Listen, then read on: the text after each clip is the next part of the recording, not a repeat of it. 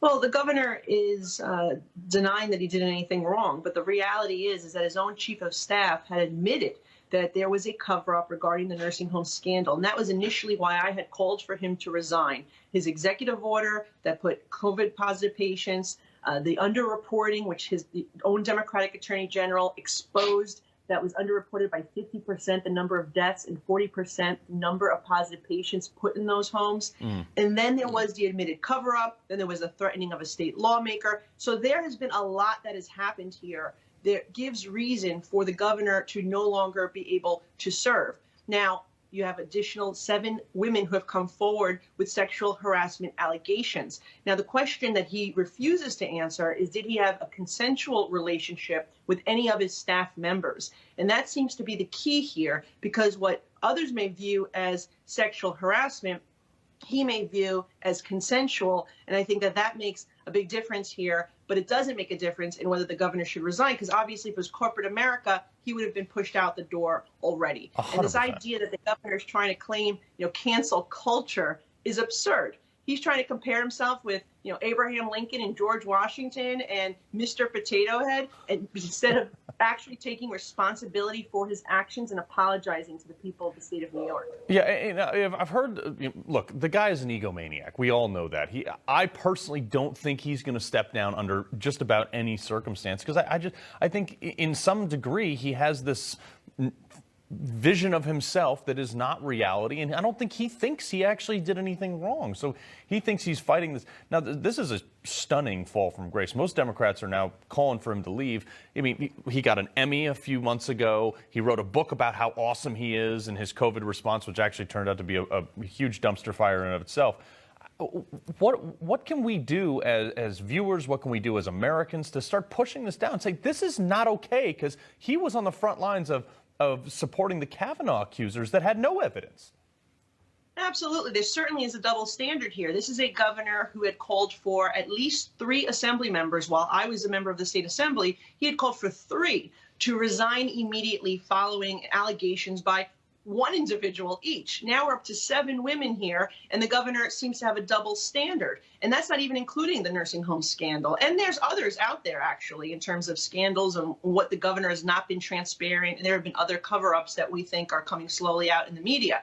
I think the key here is that people do need to make sure their voices are heard. New Yorkers, they have to call the governor's office demanding his resignation. They should go to my website, enoughcuomo.com, and add their name to the growing list of New Yorkers who want him to take responsibility. But let's not forget that there's also investigations that are occurring both on the federal level and the state level.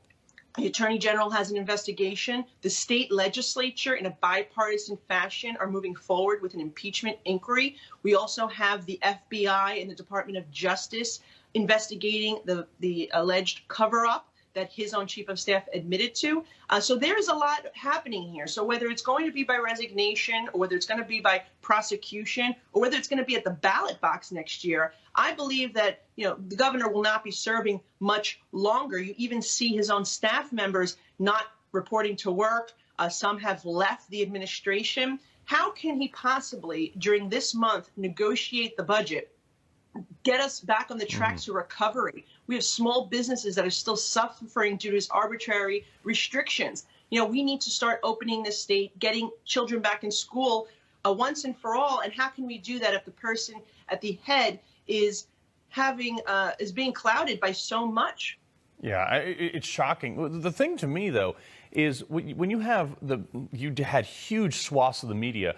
One headline was even, it's only three people with allegations, and then it was only 4, and then it was only 5, and over a long career, and they almost like ran cover fire for him. What is going on with that?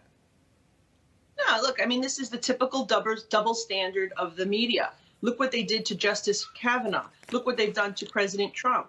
Look what they do when it's a Republican. If this was a Republican governor, he'd be gone already. But now, little by little, you are seeing the media exposing it. As a matter of fact, New York Times and the Wall Street Journal have done some of the biggest bombshell pieces in this investigation into the governor, and you've already seen two dailies, at least I know of, at least two, Rochester, Democrat and Chronicle, Albany Times Union, major papers in New York State that have called also for his resignation. And, one of them pointed out how they endorsed him for 3 times. And they are still saying that it is time for the governor to go. Well, we sure hope. Now, if he steps down, Lieutenant Governor Kathy Hochul takes over.